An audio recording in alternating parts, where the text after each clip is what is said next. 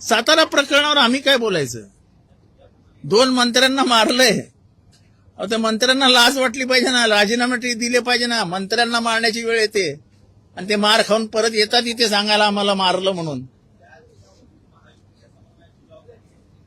अहो, ते जाऊ द्या ना, मार खाल्ल्यानंतर ते विधानसभेत येऊन सांगतात आम्हाला मारलं.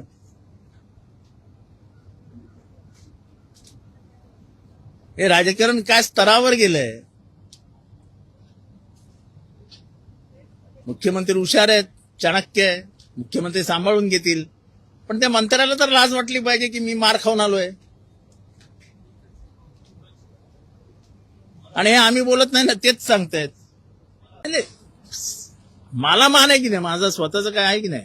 मी मंत्रिमंडळातला मंत्री आहे आणि मला जर पोलीस आणि पोलिसांच्या संरक्षणात मारलं जाणार असेल तर याचा अर्थ मी मंत्री राहण्याला काय अर्थच नाहीये. रामराम तुमच्या मंत्रिमंडळात असं म्हणून राजीनामा द्यायला पाहिजे होतं. महाराष्ट्राच्या राजकारणात काहीतरी दाखवा ना स्वतःच की मी नाही हे सहन करणार.